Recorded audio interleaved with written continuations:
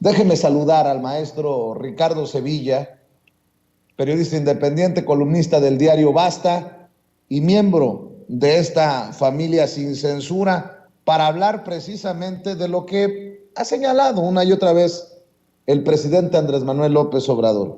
Cómo Fox metió la mano. Primero dizque para sacar al PRI de los Pinos, pero después para regresar al PRI a los Pinos. Y todo con la complicidad del INE, del Instituto Nacional Electoral. Ese que dicen que es una blanca palomita, Lorenzo Córdoba y Ciro Murayama, que no se necesitan reformas electorales, que todo funciona bien. Mi querido Ricardo, te saludo con mucho gusto. Buenos días. Querido Vicente, público memorioso, pues aquí sorprendido por ese tuit que escribe Vicente Fox, pero no mucho en realidad, porque es un personaje deschavetado, es un sujeto que nunca ha tenido demasiada coherencia en su narrativa y no le podemos pedir demasiado, pues es un sujeto que no sabe la diferencia entre un escritor indio y un escritor argentino. Le llamaba a Jorge Luis Borges, José Luis Borges, en fin, un personaje patético absolutamente. Y sí, bien dices, hoy durante su conferencia mañanera, el presidente López Obrador recordó, insistió cuando Vicente Fox llamó a votar por Peña Nieto, y tiene razón. Fox, el panista Fox, y esto hay que subrayarlo, siempre fue un aplaudidor del priista Peña Nieto. Y esa promiscuidad política entre el PRI y el PAN es lo que la derecha y los conservadores quisieran que el pueblo de México olvidara. Pero eso no será posible, Vicente, por dos cosas fundamentales. Primero, porque la historia nos enseña, nos debería enseñar a no repetir los errores del pasado. Y dos, porque el pueblo de México es un pueblo memorioso. Y justo por esa memoria proverbial que caracteriza al pueblo, es que podemos recordar con absoluta nitidez la farsa que han representado dos de los coprotagonistas más cínicos de nuestra historia, el PRI y el PAN, que nunca han sido partidos políticos opositores. Eso es un engaño. Han sido partidos políticos complementarios.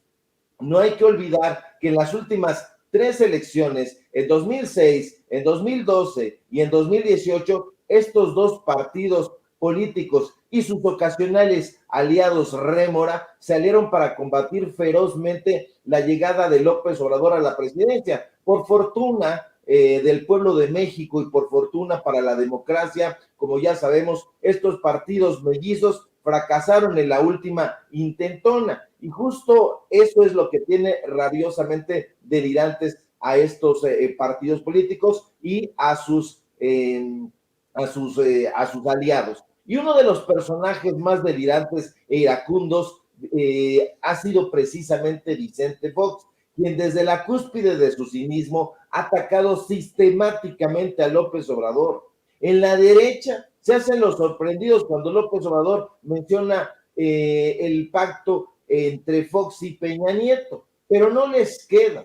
Y no les queda, Vicente, porque en los grupos conservadores y en la élite empresarial siempre han sabido que la supuesta rivalidad entre el PRI y el PAN no es más que un vil montaje. Un montaje, diría yo, como las entrevistas pagadas que hace López Dóriga en Radio Fórmula. Y Vicente Fox ha sido el actor más burdo y recalcitrante de esta farsa prianista. En efecto, como bien recuerda López Obrador, durante la campaña presidencial de 2012, Fox llamó a votar por el priista Enrique Peña Nieto en vez de la candidata del PAN, que era Josefina Vázquez Mota. Pero no solo fue un llamado, no fue un asunto aislado. En realidad, Fox fue uno de los encargados de hacer campaña a favor de Peña Nieto. Y en el PAN no solo lo sabían, sino que lo avalaron. Que ahora se quieren hacer los socarrones es otra cosa, pero lo avalaron porque el pacto siempre ha sido pasarse la estafeta entre el PRI y el PAN. El PAN ya había gobernado durante dos sexenios infaustos, dos sexenios fallidos, el de Fox y Calderón, y en ese momento ellos creían, porque así se repartían, le tocaba el turno al PRI. Que tampoco se nos olvide que cuando Peña Nieto llegó a la presidencia, Fox fue el primero en salir corriendo a celebrar al priista, pero eso no fue tampoco un hecho aislado, tampoco fue un descuido, no, en realidad fue una actuación, una farsa, diría yo, perfectamente diseñada por el PRIAN para legitimar al gobierno del PRI, al que le habían pasado la estafeta después de 12 años. Desde luego, la prensa derechista, que siempre ha apostado al olvido, quisiera borrar de un plumazo esos hechos que para nosotros son simple y sencillamente datos duros, traiciones inobjetables. Que no se nos olvide tampoco aquel penoso episodio en 2013, cuando al término de un evento llamado Conferencia Anual de Municipios de México, allá en León, Guanajuato, tierra de Fox, el desfachatado panista consideró positiva la administración de Peña Nieto y destacó que con la unidad ciudadana y de partidos, según él, Peña Nieto estaba encabezando una cruzada para resolver los problemas del país. Así de cínico, así de aplaudidor el panista Fox. Pero Fox, que nunca ha tenido una lengua contenida, lo sabemos, siguió aplaudiendo a Peña Nieto y al PRI. Meses más tarde, el deslenguado Fox aplaudió el avance que, según él, había demostrado el gobierno de Peña Nieto en la implementación de acuerdos y celebró, hay que subrayarlo, en especial el Pacto por México. Sí, Fox fue uno de los principales coríferos del lesivo Pacto por México. De hecho, con esa ligereza que lo caracteriza, Fox, siempre disparatado, dijo que México necesitaba ese tipo de acuerdos para disque avanzar en la solución de demandas de los mexicanos. Fox, el anodino Fox, aplaudiendo como una foca bigotuda a Peña Nietín Coyollado, como le decían irónicamente los moneros del Chahuizcle y del Chamuco, pues nunca supo a qué hora aterrizarían las ideas en su cabeza. No lo sabía tampoco Peña Nieto, no sabía si iban a aterrizar las ideas en 3 minutos o en menos, en 5.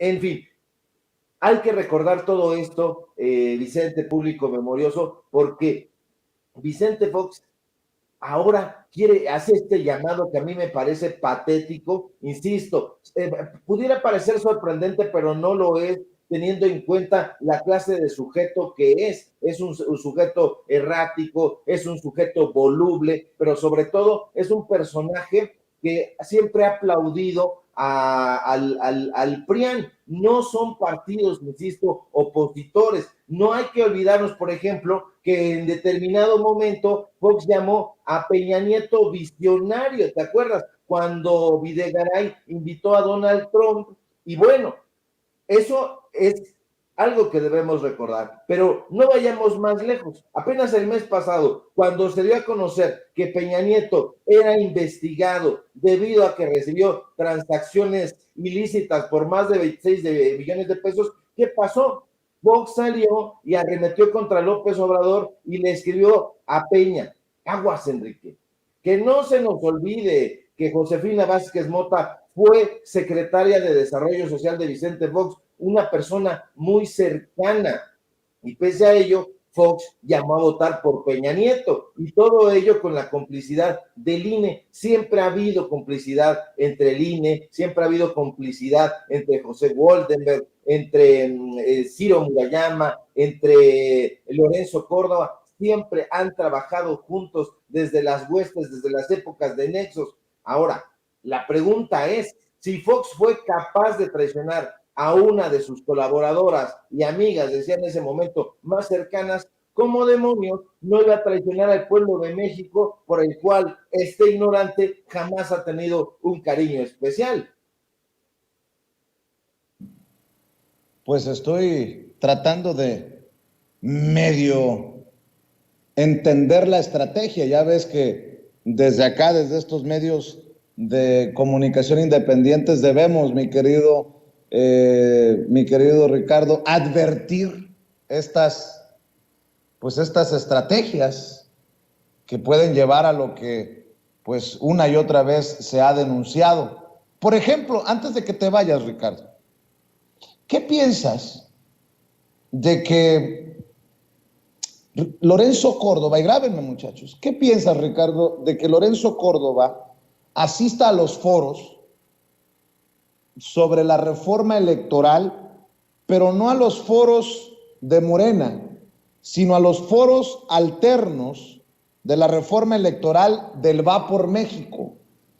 No, eso ya nos deja claro de qué patita cojea, políticamente hablando, pues, Lorenzo Córdoba, ya que estás hablando de mujeres y traiciones, diría Vicente Fernández, que en paz descanse, hablando de traiciones, hablando de hipócritas, hablando de estrategias que muchas veces no le queda claro a todo mundo lo que está ocurriendo porque usan el parapeto, el circo, el teatro mediático.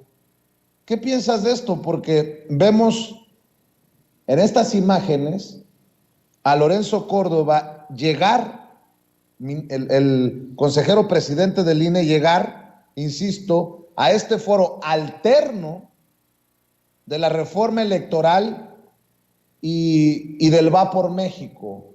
¿No es esto otra muestra más de hago que soy, pero no soy, hago que veo, pero no veo? Pues precisamente lo que estamos platicando, Ricardo.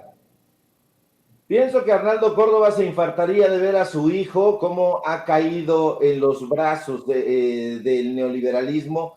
Arnaldo Córdoba, hay que recordarlo, un personaje de izquierda, un historiador, un estadista, si los hay, amigo de Chema Pérez Gay, amigo de Carlos Monsiváis, un personaje que hubiera condenado profundamente esta actitud de Lorenzo Córdoba Vianello, pero Lorenzo Córdoba ya se ha paseado del brazo de Claudio X González, literal, no es una metáfora, ya se ha paseado del brazo de Gustavo de Hoyos, el expresidente de la Coparmex, ya se ha presentado en los foros panistas desde hace mucho tiempo, ya ha trabajado de la mano con ellos, se ha presentado con Ciro Murayama, con la gente de la UNAM, porque la gente de la UNAM en las cúpulas, desafortunadamente, se ha quedado la izquierda relegada y este sujeto que le tienen guardada su plaza ahí, no sé por qué razón, en la Universidad Nacional Autónoma de México, pues entra y sale de esa universidad sin ningún pudor, sin ningún problema, y va a continuar dando clases ahí, de acuerdo a lo que él mismo ha dicho, pero esto nos enfatiza la tesitura de Lorenzo Córdoba. Es un personaje que siempre ha estado volcado hacia la derecha, es un intelectual fifí, llamémoslo de esa manera. Entonces, estas comparecencias en los foros del PAN, en los foros del PRI, en los foros de Va por México, simple y sencillamente refrenda que el compromiso de Lorenzo Córdoba no es con la democracia de este país, no es con la neutralidad política que debería tener un órgano como el Instituto Nacional Electoral. No, ya sabemos, porque lo hemos dado a conocer aquí en Sin Censura, que este personaje siempre ha estado muy cerca de Enrique Krause, ha puesto el propio INE a disposición del dueño de Letras Libres, le ha entregado contratos millonarios, lo ha puesto a disposición de Porfirio Muñoz Ledo en la presentación de Historia de las Democracias que le pagó a Clio Televisión. Vimos cómo se bajó y prácticamente literal le dio un abrazo, casi un beso a Enrique Krause y a Porfirio Muñoz Ledo. Entonces, estas comparecencias abonan a lo que la gente debería saber. El Instituto Nacional Electoral está secuestrado por esa pequeña cúpula que gana más que el presidente, que tiene enormes prestaciones y que hay que vigilar que se lleve a cabo esta reforma, porque el INE no tiene que desaparecer, el INE simple y sencillamente tiene que democratizarse. Paradójicamente, siendo el árbitro electoral que debería ser, no es demócrata, entonces tiene que llevarlo a cabo porque la justa de 2024, la justa presidencial, debe estar avalada por un Instituto Nacional Electoral auténticamente democrático y no inclinado hacia los intereses de la derecha, hacia los intereses del neoliberalismo, como hasta este momento y desde las épocas de Luis Carlos Ugalde y anterior a la época de de José Woldenberg siempre ha estado. Entonces hay que vigilar y hay que impulsar para que este Instituto Nacional Electoral sea democratizado, sea cambiado absolutamente, y hay que ver también quién está trabajando ahí, porque encontramos a mucha de esa gente que ha sido vinculada con lo que López Obrador ha llamado muy certeramente la mafia del poder. Ricardo, hablando de mafias, tú has puesto una y otra vez el dedo en la llaga en una mafia intelectual o intelectualoide, de los Krause, de los Aguilar Camín, y también debe de haber por ahí una mafia académica, porque solamente así entendería que a Denise Dresser la mantengan en mesas de análisis con Carmen Aristegui, que Denise Dresser siga escribiendo para el periódico Reforma, que Denise Dresser siga siendo invitada a Televisa. Ayer o antier, no recuerdo si fue ayer o hace 2 días, que literalmente me sorprendía y hasta me pitorreaba, porque surgió en redes esta Denise Dresser. Te lo pongo sobre la mesa y tú me das tu opinión. Y yo dije, después de este video de TikTok, yo no veo cómo Carmen Aristegui la puede sostener en sus mesas o cómo la pueden seguir invitando a Televisa. Pues más tardé en decirlo que estos medios me confirmaran que Denise Dresser sigue teniendo vara alta.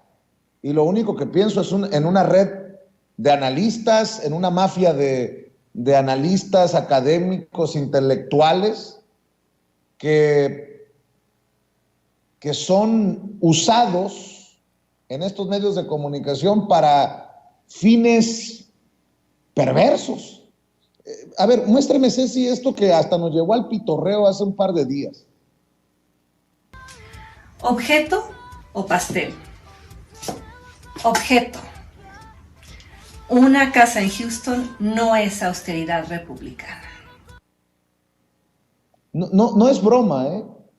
O al menos es una muy mala broma de la académica Denise Dresser, que en algún momento ya había salido en un video que circuló en redes sociales perreando, que no tiene nada de malo perrear, ni bailar, ni nada.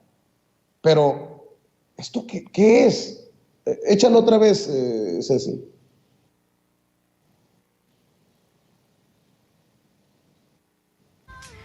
¿Objeto o pastel?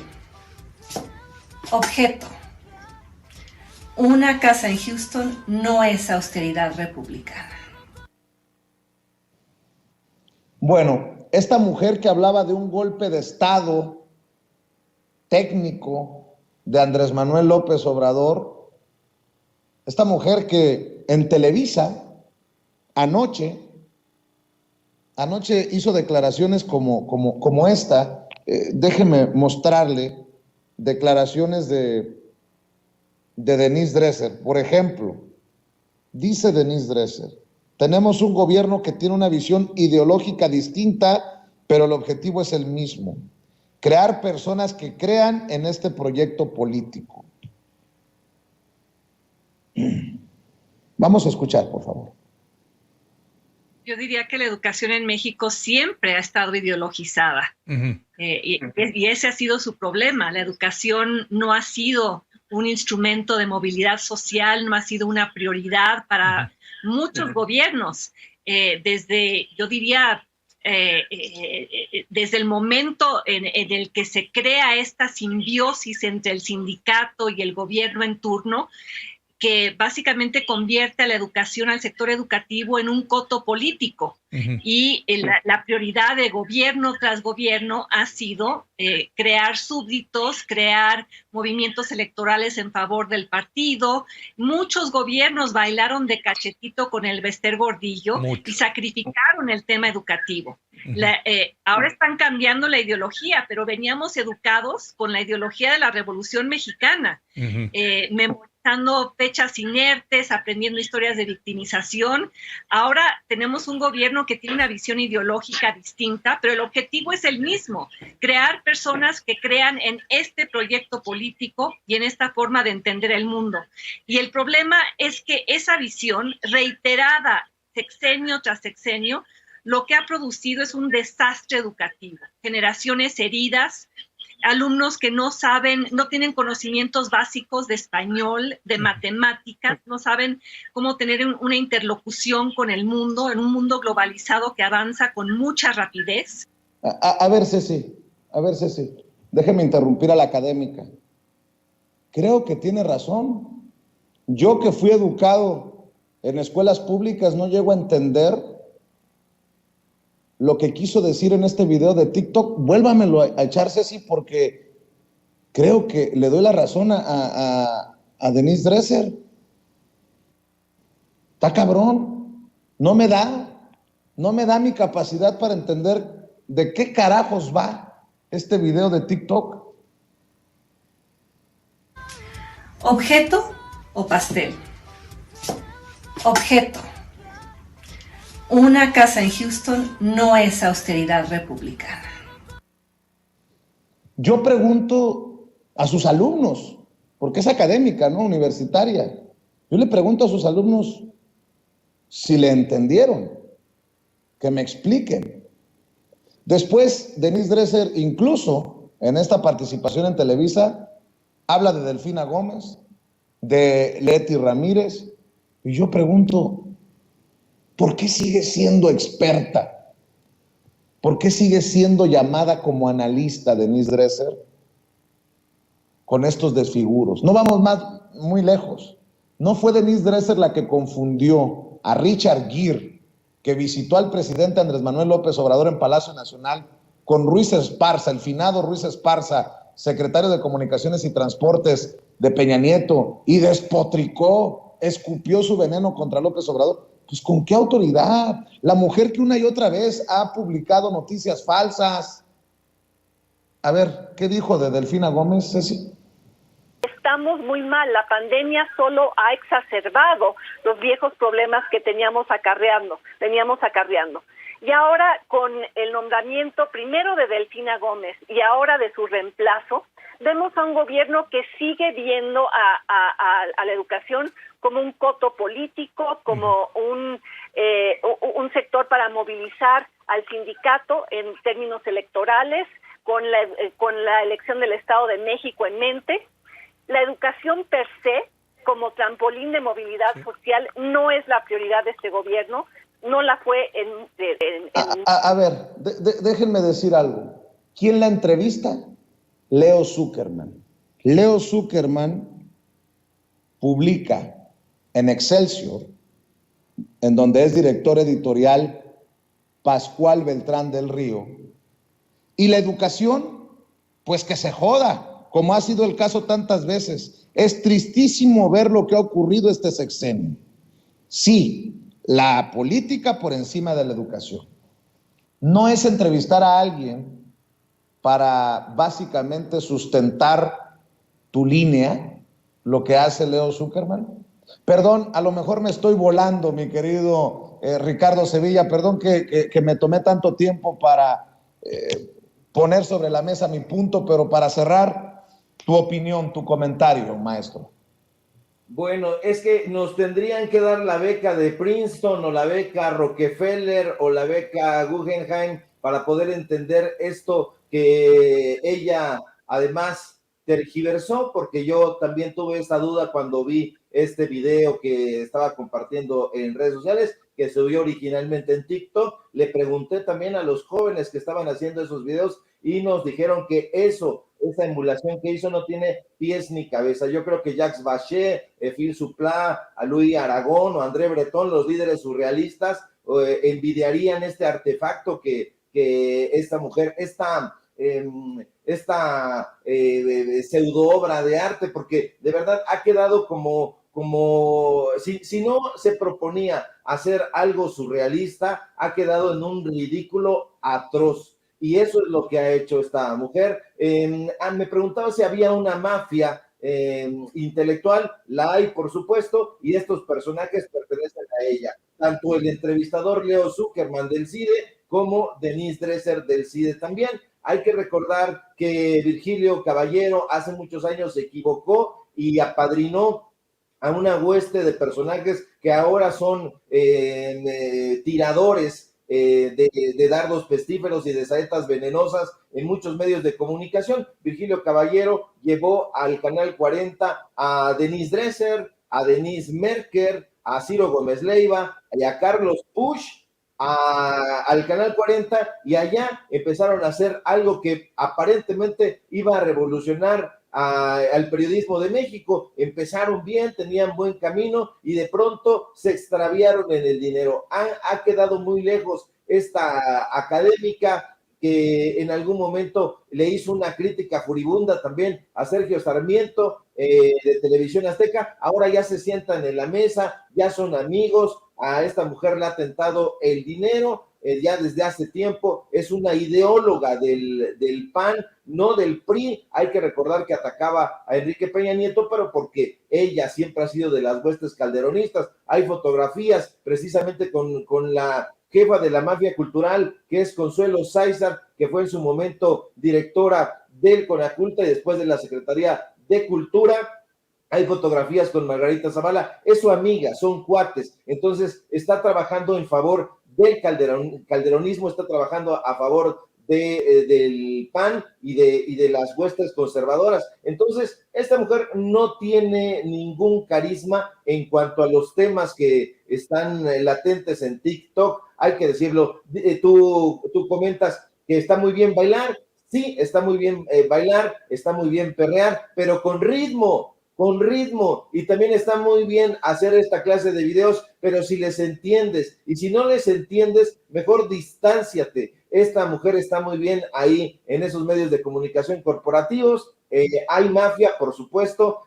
Dice que la Secretaría de Educación Pública siempre ha estado secuestrada por los ideólogos del poder. Tiene toda la razón, pero no está hablando de este sexenio, está describiendo a los sexenios del PRI, a los sexenios del PAN, que tuvieron, por ejemplo, a personajes tan absolutamente imbéciles como Reyes Tamés Guerra, por ejemplo, que tuvieron en su momento a un personaje de apellido Nuño, que no decía leer, y una niña le tuvo que en un acto público enmendar la plana, le dijo: no se dice leer, se dice leer. Entonces estos personajes están trabajando para esta derecha, pero no está describiendo el sexenio actual, y ya lo hemos dicho, están trabajando en los materiales que van a dar a los niños. Ya no tenemos a estos amigos de Octavio Paz infestando los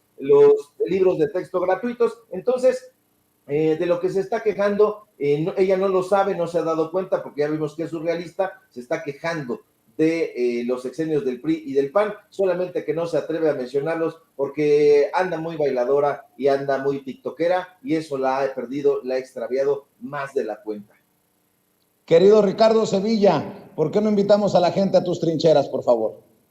Claro que sí, querido Vicente, público memorioso. Síganme en Twitter, @Sevilla Crítico. Síganme, por favor, en Facebook, Ricardo Sevilla, así nada más. Yo no tengo TikTok, no tengo ritmo, entonces no me puedo poner a bailar ahí. Síganme en el diario Basta. Hoy escribí columna, ya la vamos a compartir. Todavía no lo hacemos, pero ya lo vamos a subir.